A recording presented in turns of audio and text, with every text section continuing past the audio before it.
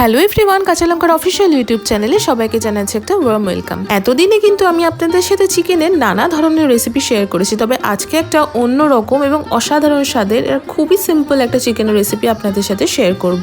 রেসিপির নামটা একটু পরে বলি, আগে চলুন উপকরণগুলো দেখে নিই। আমি প্রথমেই 1 কেজি চিকেন নিয়েছি, যেটাকে ভালো করে ধুয়ে পরিষ্কার করে নিয়েছি। আলু নিয়েছি আমি টুকরো করে কেটে, 2টো পেঁয়াজ আমি লম্বা করে কেটে নিয়েছি, 3টে ছোট মাপের টমেটো কেটে নিয়েছি, 2টো গোটা রসুন নিয়েছি, রসুনগুলোকে ভালো করে ধুয়ে পরিষ্কার করে নিয়েছি, 4 থেকে 5টা কাঁচা লঙ্কা নিয়েছি 1 কাপ টক দই, কিছু গোটা গরম মশলা নিয়েছি যেমন দারচিনি, লবঙ্গ আর ছোট এলাচ, সাথে নিয়েছি 4টে শুকনো লঙ্কা, 2টো তেজপাতাও নিয়েছি, 2 টেবিল স্পুন আদা বাটা নিয়েছি, 2 টেবিল স্পুন রসুন বাটা নিয়েছি, 1 টেবিল স্পুন কাঁচা লঙ্কা বাটা নিয়েছি। এবার আমি 1 টেবিল স্পুন হলুদ গুঁড়ো, 1 টেবিল স্পুন জিরে গুঁড়ো, 1 টেবিল স্পুন ধনে গুঁড়ো, 1 টিস্পুন শুকনো লঙ্কার গুঁড়ো, 1 tablespoon Kashmiri red chilli powder, 1 teaspoon গরম মশলার গুঁড়ো, নুন এবং চিনি নিয়েছি স্বাদ মতন, আর 2 টেবিল স্পুন সর্ষের তেল নিয়েছি।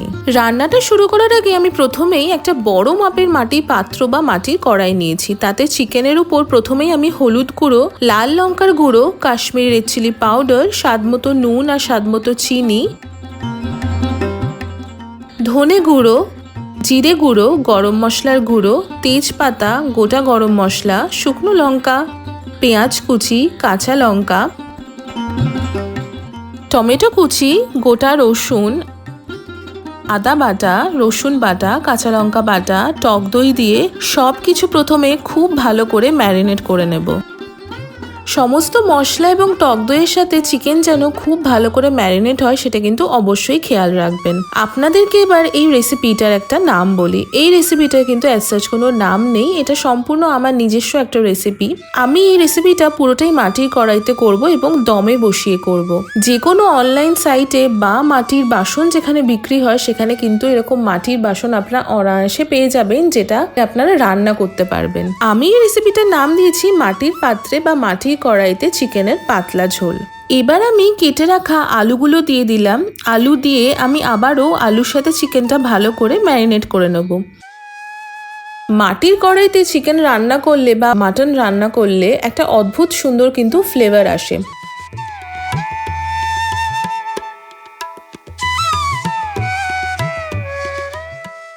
গ্যাসের ফ্লেমটা অন করে এবার আমি সর্ষের তেলটা একটু গরম করে নেব।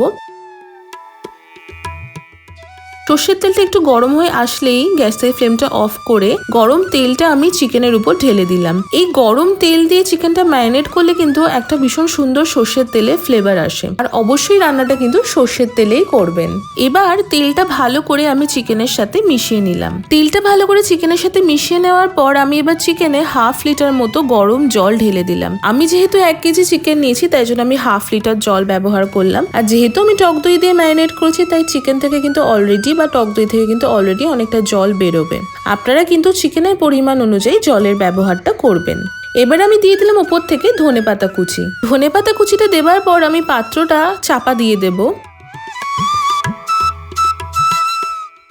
এই রান্নাতে কোনো রকম মশলা কষানোর ব্যাপার নেই, ফ্লেভারটাই কিন্তু এই রান্নাটার সব কিছু। এইটা যখন আমি চাপা দেবো তার আগে কিন্তু আমি মাটির পাত্রের চারপাশে একটু আটা নিয়ে ভালো করে আটাটা মাখিয়ে নেব বা আটাটা লাগিয়ে নেব। ফ্লেভারটাকে ইনট্যাক্ট রাখার জন্য কিন্তু আমি আটাটার ব্যবহার করব। আটাটা দিয়ে আমি ওপর দিয়ে এবার চাপা দিয়ে দিলাম। এতে করে চিকেনটা যখন আমি দমে রান্না করব ফ্লেভারটা কিন্তু ভেতরে থাকবে, একদমই বেরোবে না।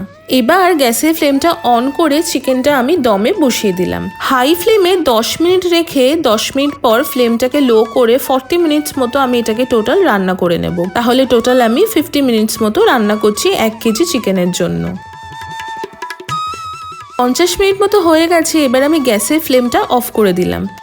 গ্যাসের ফ্লেমটা অফ করে দিয়ে এই সময় কিন্তু পাত্রটা ভীষণই গরম থাকবে, তাই 15 মিনিট মতো একটা স্ট্যান্ডিং টাইম আমি দিয়ে দেব। ততক্ষণে মাটির পাত্রটাও কিন্তু অনেকটা ঠান্ডা হয়ে যাবে বা রুম টেম্পারেচারে চলে আসবে। 50 মিনিট পরে দেখবেন আটাটা কিন্তু বাইরে থেকে অনেকটা শক্ত হয়ে এসেছে, তখন কিন্তু বুঝবেন যে ভেতরে চিকেনটা কিন্তু ভালো করে কুক হয়ে গেছে। ছুরি দিয়ে এবার আমি আটাটা বাইরে থেকে একটু কেটে নেব। কেটে নেবার পর ঢাকাটা একটু খুলে নিলাম। আপনারা যদি বাড়িতে এই রেসিপিটা ট্রাই করেন তাহলে কিন্তু আমাদের অবশ্যই জানাবেন যে এই সময় সময় যখন ঢাকাটা খুঁজে তখন ফ্লেভারটা বা গন্ধটা কেমন লাগছে। একটা অসাধারণ মাটির গন্ধ, তার সাথে চিকেনের পাতলা ঝোল, এই কম্বিনেশনটা কিন্তু দুর্দান্ত। বাড়িতে এই রেসিপিটা কিন্তু ডেফিনেটলি ট্রাই করবেন। আলু আর চিকেনটা কিন্তু ওয়েল কুকড, আপনাদের একবার দেখিয়ে দিই। আলুটা কিন্তু খুব সুন্দর সেদ্ধ হয়ে গেছে আর চিকেনটাও কিন্তু ভীষণ ভালো সেদ্ধ হয়েছে আর খুব সুন্দর একটা পাতলা ঝোল হয়েছে, আপনারা দেখলেই কিন্তু বুঝতে পারছেন।